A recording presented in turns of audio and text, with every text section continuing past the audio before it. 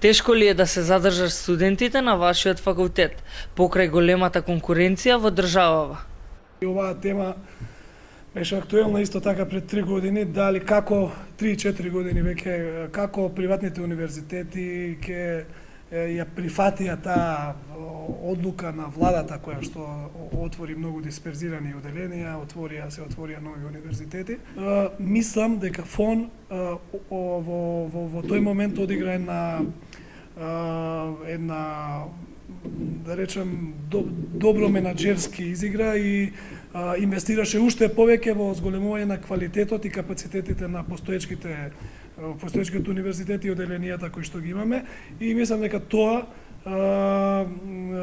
не спаси од недостаток на студенти, затоа што ние се фокусиравме на студентот, се фокусиравме на програмите, се фокусиравме на вработените. Која е разликата помеѓу образовниот систем на државните и приватните факултети?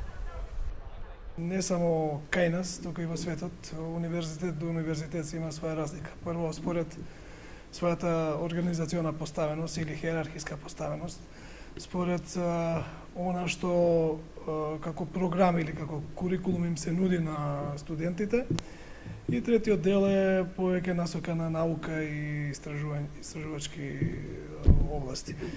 Ние како универзитет имаме задача да ги истакнеме оние предности кои што пред се беа мани на државните универзитети, почнавме од оние побочните работи, од односот, од комуникацијата со меѓу професор, студент, од наметнување на една нов начин на менаџирање на универзитетите, кој што до тогаш не беше својствен и кај што од она навика на семоќен професор кој што владееше на државниот универзитет претежно, мислам дека ние полека го сменивме професорот да биде малце покоректен со студентите, да им даде повеќе простор за комуникација, да биде достапен, да го мериме неговиот учинок, пренесувањето на знаењето, научните трудови и се останато што треба еден професор и еден универзитет да работи. Дали во Македонија може да се купи дипломата за завршено високо образование? Видете, тоа прашање воопшто и не треба се поставува, посебно некај нас. Универзитетите имаат улога. Улогата на еден универзитет не смее да биде заборавена. Значи, има доста приватни високообразовни институции кои што ја забораваат таа улога. Всушност има и државни високообразовни институции кои што ја забораваат таа улога. Улогата на универзитетот се знае да креира знаење, да пренесе знаење, да ги мотивира младите на таа возраст кај што можат утре да станат нешто повеќе, нешто што ќе се гордеат и самите, и нивните родители, и универзитетот, и општеството во кое што функционираат. Кои предности ги имаат студентите по завршувањето на студиите? Им наметнуваме на студентите не само да она теорија и пракса, туку и доживотното учење како фактор. Покушаваме да им го вмрежиме во главите дека по дипломирање не завршуваат со учење, по магистрирање или по докторирање исто така не завршуваат со учење, имајќи предвид дека денешното време веќе и се менува во таа насока да не може да има едно работно место за цел живот, туку мора за тоа работно место да се бори, а ќе се бори само исклучиво преку нови знаења, преку доформувања, преку доспециализации, и мислам дека во голем дел успеавме да им го наметнеме тој начин на размислување на студентите, и тоа е една од суштинските разлики кои што го прави овој универзитет посебен. Овде оние кои што сакаат да студираат ќе дојдат ради учење и ради тоа да се здобијат со знаење. И она што ви го кажав и на почеток, ние од таа улога која што ни е дадена, не излагаме од таа рамка, и ФОН универзитетот една од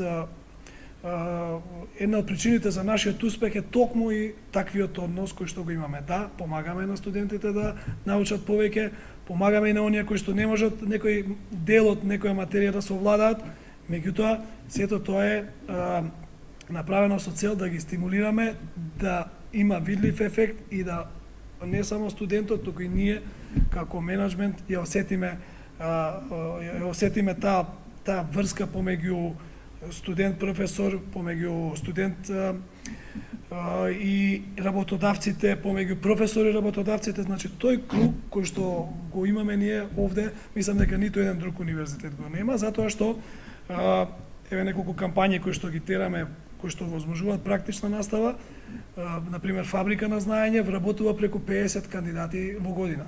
Значи 50 кандидати кои што самите компании инсистираат да бидат дел од нивните тела раководни или менаџерски и тоа е најмногу огромно задоволство од наша страна, кампања која што има невиден успех, иницијатива која што го доближа вистински високото образование со бизнис секторот и со стопанството и каде што ви кажав преку 50 кандидати во година, студенти кои што завршуваат или се во тек на студии, си наоѓаат простор каде да бидат видени, кој да ги види и можност да бидат вработени. Дали и колку се достапни професорите за студентите? Ние сме прв универзитет кој што воведе дигитален концепт, кој што им го доближи целиот наш систем, цела програма, цела комуникација преку еден наш изработен софтвер или системи кои што ги доближаа професорите со студентите. Значи, тоа е една работа која што направивме пред неколку години и забележавме невиден успех. Меѓутоа, професорите се тука присутни, нивните канцеларии се отворени, нивните распореди се јавни и студентите можат во секое време да пристапат и тоа да го на задоволство на професорот, значи јас ги мотивирам и професорите од друга страна да што повеќе студенти примат на консултации, што повеќе комуницират надвор од оние веќе зададени задачи, тие ги стимулираме и од наша страна. Значи менаџментот ги стимулира оние професори кои што дополнително работат со студентите не само во делот на консултациите, туку и во делот на оние дополнителни активности кои што ги имаат студентите на нашиот универзитет. Секаде во светот, приватните факултети се повеќе ценети во споредба со државните. Кај нас е сосема обратна сликата. Зошто е тоа така? Секаде во светот, приватните универзитети се прифатени затоа што работат во корист на општеството. Ние како приватен универзитет работиме во корист на нашето општество. Образуваме наши студенти и со видливи резултати и затоа очекувам во нареден период и државата да го смени пристапот посебно кон приватните универзитети. Секаде во светот приватните добиваат поддршка за програмите. Така да ние треба да зборуваме, например, не кој е основач на ФОН или на некој друг универзитет или не кој е директор таму.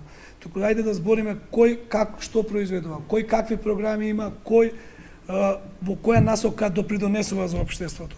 Ако се усогласат овие стандарди, ако се вреднуваат реално работите и на професорите и на универзитетите, во тој случај државата треба да донесе една национална стратегија и тука како што донеса например Република Словенија во времето на Кучан, кога седнаа сите власти и опозиција и донесоа национална стратегија за наредни 10 или 15 години и кој што тука се движеа само исклучиво професионализам, затоа што универзитетите бараат да бидат надвор од политика, надвор од влијанија и да се остават тие луѓе или тие работници кои што се вклучени во универзитетите да си ја вршат својата работа.